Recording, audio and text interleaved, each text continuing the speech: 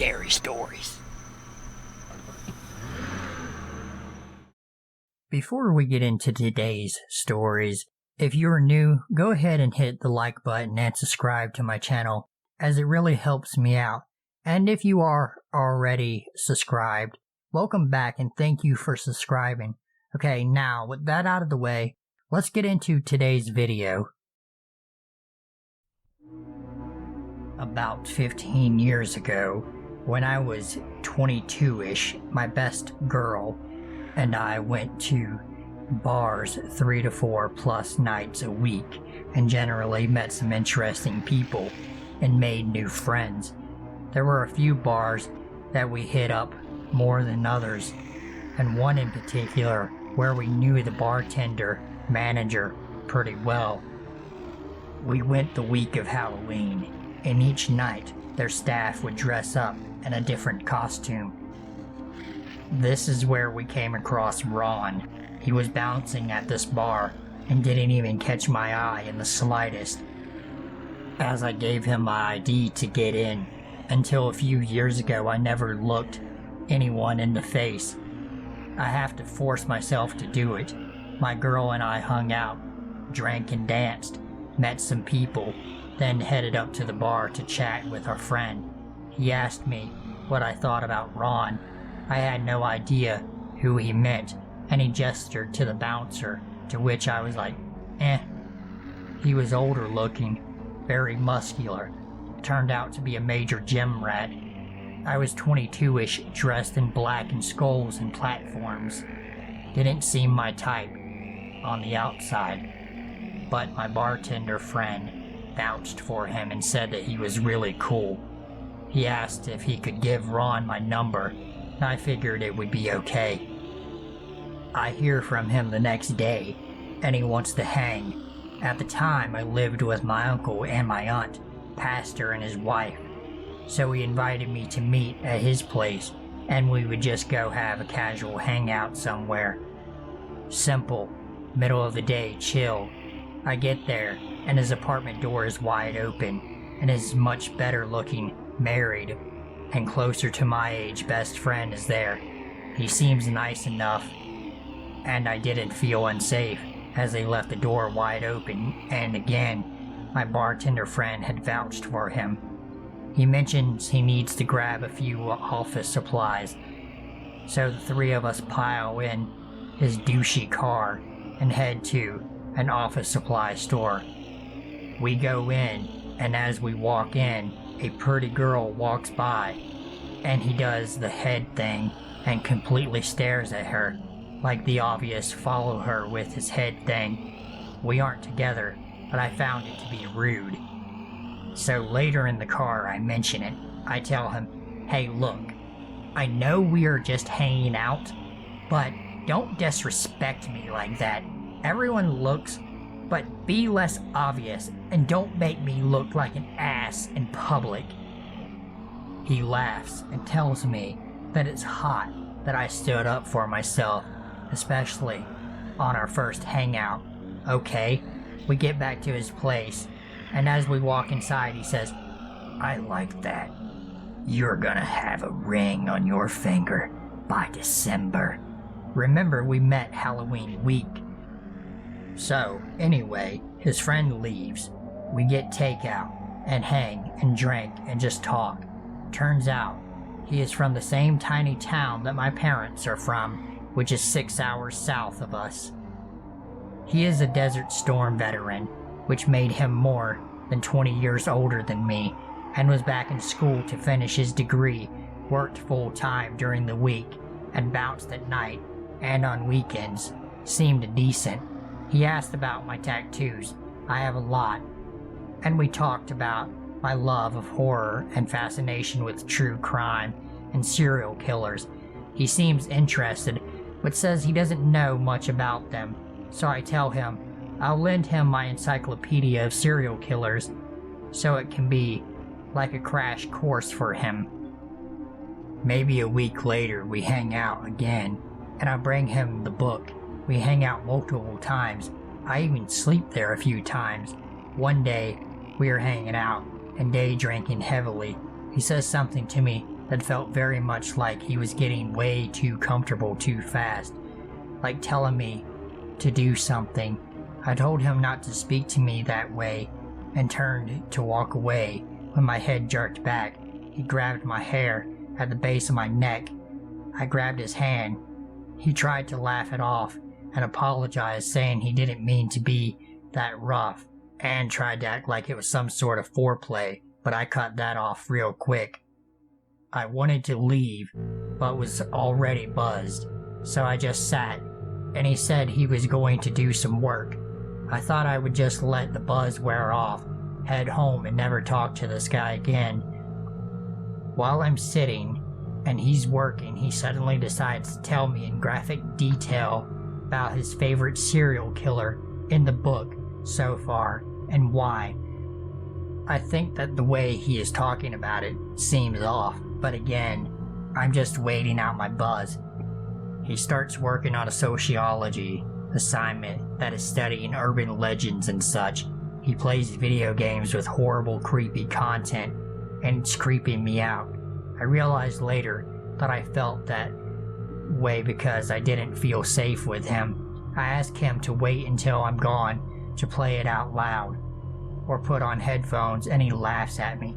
Tells me he can't believe I'm such a poser. Tells me, "You have all these tattoos and skulls, and really you're scared? You look all goth or punk rock, but you're terrified?" He's really enjoying that this creeps me out. I don't want to drive even mildly buzzed. I tell him that his reaction is really scaring me. I love scary things, but I realize that this guy is enjoying watching me squirm in a really sick way, and he loves it. His face gets completely serious, and he suddenly tells me that he has his machete under his mattress. I look and see the handle barely sticking out. He tells me he could make me disappear and nobody would ever find my body. In that moment, my adrenaline hit. I grabbed my bag and ran to my car. He sort of slowly lumbered behind me, laughing at me and telling me not to leave. I am stone cold sober at this point, adrenaline I guess, and start my car, take off about 2 minutes down the road by the mall, and just park and slow my breathing down. I call my girl and just unload. For the next week he texts and calls over and over, switching between begging me to give him another chance and berating me, calling me a poser and fake. I tell our bartender friend, and he can't believe that Ron did all of those things. He only works with him for a few more times, and they don't talk. Ron set his sights on someone new, another chick, in her early 20s. Her family owns the Vietnamese restaurant in the same strip as the bar. Bartender tells us Ron had just started seeing her and she ended up pregnant immediately. I asked bartender to warn her or give her my number, but he never saw her again.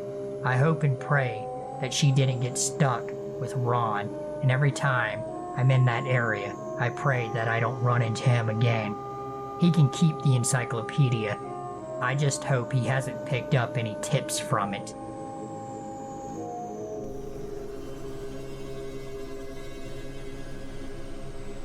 I had a strange, unsolved experience as a kid that has been on my mind a lot lately, and decided this is the place to share. The first half of the story takes place on Halloween 1991. Quick bit of background. I was a 7-year-old boy at the time, and my little sister was only a few months old. I lived in Long Island, New York, on the border area of the town that kind of acted as an unspoken separation between the more affluent area and the lower income hood type area. My dad owned a bar across the train station that was extremely popular in the 80s and was still riding the tail end of that boom. My father did very well for himself. My father and his business were well known around town. I think that this may have something to do with what happened. He eventually squandered everything on a heroin addiction But that's a different story. For the record, I had nothing but love and respect for him despite this. So it was Halloween. My mom was working the night shift at my dad's bar. My sister was home with a teenage babysitter. My dad had taken me and my friend trick-or-treating. This was the first year I was able to go out at night, so I was super stoked. When we get home, there are cops at my house. The babysitter is crying, and my mom came home. Earlier, while the sitter was alone with my sister, she got a phone call from an unknown woman asking to speak to Little Super Unknown 315. She said I was not there, and the woman stated that she had a gift for me and would call back. This woman called back a few times saying something similar, and she began to insist that she was going to come deliver her gift. Eventually she called and said to look in the mailbox. This is when the sitter called the police. The police found a pirate skull Halloween decoration that would talk and shake when you clapped, as well as several candy bars. My whole family was really bugged out about this. I was scared, but I also kind of liked the skull thing and convinced my parents after much protest to let me keep it. My parents, for a few weeks after that, were on edge and hated the toy. They tried to work with the police, but there wasn't much they could do, and the whole thing kinda went cold. Fast forward to the following summer, 1992, my best friend and I decided to have a car wash in front of his house, which was diagonally across the street from my house. We had out our buckets, soap, hose, and sign. You get the picture. This black car rolls up. It was an old 80s Crown Vic, or something that looked like it. One of the big cars that steers like a boat rolls down the window. There's a woman sitting in the driver's seat. She has short white hair, kind of this whole Ursula vibe going on. I told my parents she was old because of the hair, but looking back, she could have been as young as her 40s. She says, "Hi, Super Unknown 315. Do you know who I am?" I said no. She goes, "I'm the one who gave you those nice presents on Halloween." My jaw drops, and I freeze up, just staring. Then, like something out of a movie, she begins to laugh, and then speeds off. I ran home, and I told my parents. That was the end of it, and they never figured out who it was. My father had speculated that this person may have believed he was wealthy and maybe was trying to get ransom. Maybe she was a scorned ex-lover. I don't know. I've speculated many things, but will likely never know at this point, as I am now 35, and that was a lifetime ago. Sorry if the story has an underwhelming payoff at the end, but it has bugged me for years, and I wanted to share it. In the past year, I've had several of my dad's old friends find and reach out to me on Facebook. My dad and I have the same name and face, so I was always easy to find. Two of them are women. One of them made me feel a little uncomfortable because she kept pushing to hang out, and she's a lot older than me. Like, she wants to go to the bar and hang out. I said no, of course, but she asked a lot of personal questions. That's what brought the story back to the forefront of my mind. I'm getting a weird feeling in my gut that this woman, or even the other ones that found me on Facebook, is the same woman that stalked me as a child. That thought gives me a chill, but I would really like to know who this person was and why they stalked me.